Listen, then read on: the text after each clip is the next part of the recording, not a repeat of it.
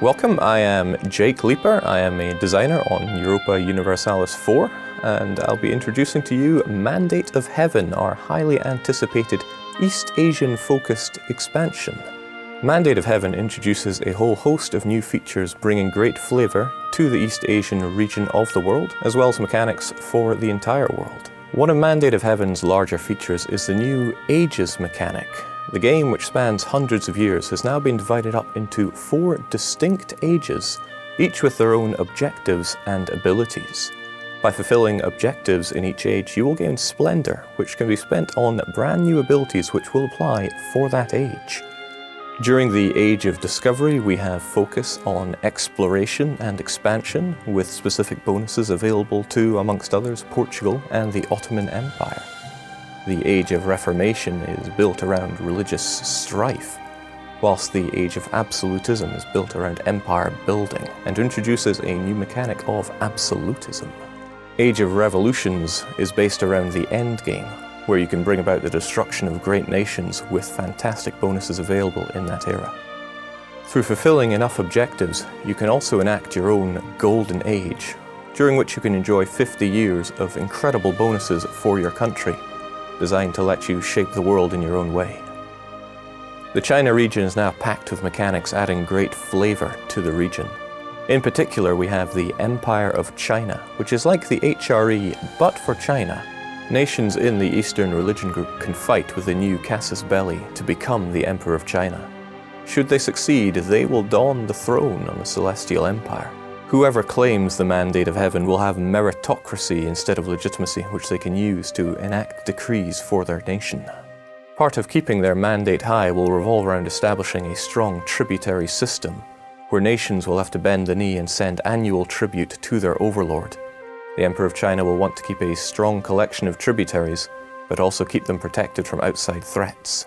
One such threat are the Manchu hordes to the north, who now have access to their own banners. Unique units that can be raised at a cost of gold instead of manpower, and they fight with extra discipline.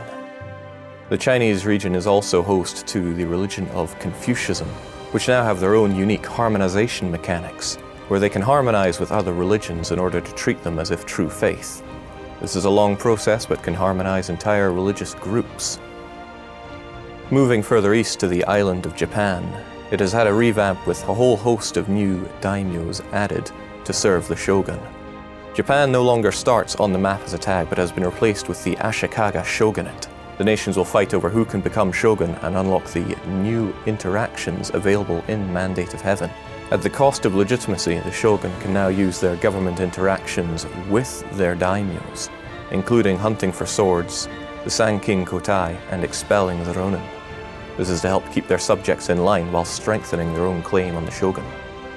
As the only region following the Shinto religion, the Japanese will have access to a new mechanic of isolationism, where depending on how they react to certain events we call incidents, they will be able to shape their nation. Will they close their doors to the outside world, or open them up and bring in new ideas from abroad?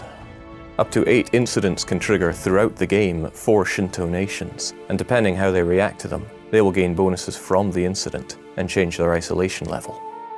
State edicts have been added, so each of your states can be specialized how you see fit. At the cost of increasing your state maintenance, you can give special bonuses to that particular state, perhaps additional missionary strength, or defense against spread of Reformation, for example.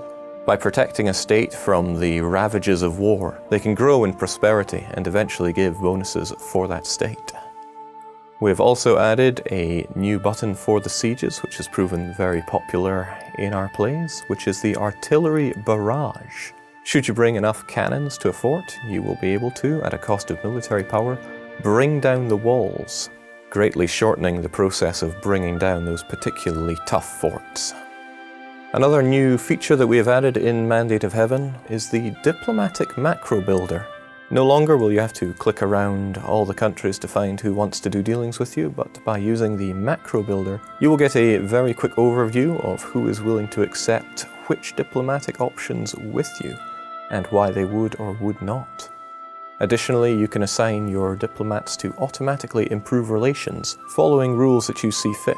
Perhaps you wish to ensure that your diplomats are cozying up with those that would seek to form a coalition against you, or simply strengthen existing alliances that you have. Through the macro builder, these can be automated. We look forward to bringing you Mandate of Heaven this April, and we wish you all the best in your fight for the Celestial Throne.